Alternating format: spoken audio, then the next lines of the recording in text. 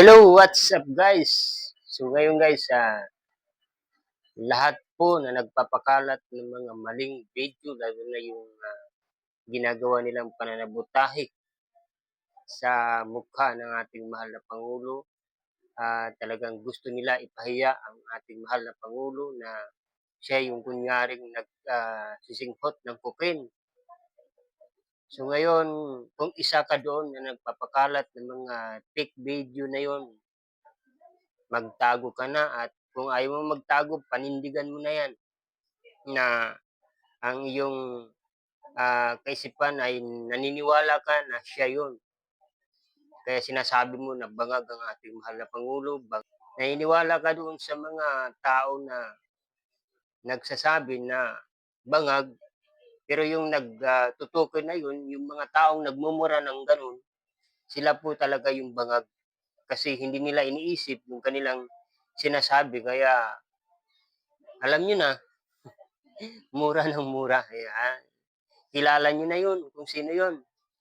Yun yung taong bangag. Pero yung ating mahal na Pangulo, siya yung taong napakatino. Hindi siya pumapatol sa mga paninira.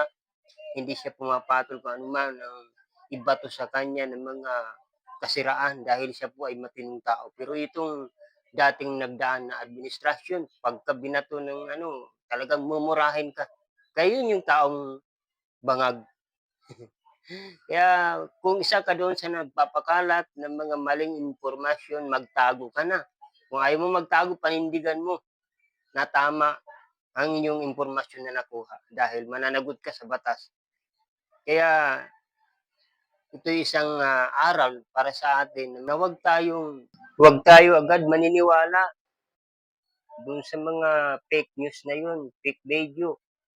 Kasi kung galit ka sa administrasyon ngayon, kung ano ang nakikita mo sa mga balita, mga sinishare ng mga faking video, wag mo kagad i-share kasi ngayon may batas na nahuhulihin talaga kasi gusto niyo talaga isabotahe ang administrasyon at maniwala ang mga taong bayan na totoo nga ginagawa niya yun. Pero sa ang katotohanan ay hindi po talaga niya ginagawa.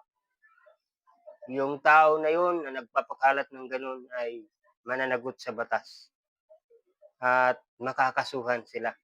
Ang sabi nga doon, mayroon silang pagkakulong na 4 na taon at may multa pa. Kaya matakot ka na. Isang aral to sa atin na huwag tayo kagad maniniwala. Huwag tayo makishare. I-examine natin kung tama ba ito o hindi. Dahil ngayon, napakaraming fake news, lalo na sa TikTok, sa social media. Ang pinakamaraming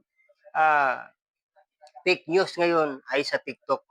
Manunod ka, puro fake news talaga ang nakikita.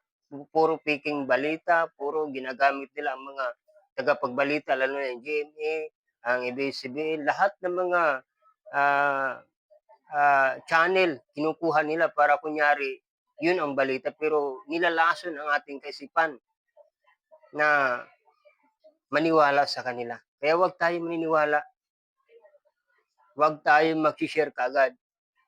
Matakot tayo dahil isang aral to sa atin na tutukuyin talaga. Kaya kung naniniwala kayo sa mga tao na nagpapakalat na yun, yung mga taong nagsasabi na bangag ang ating Pangulo, sila ay talaga yung taong bangag.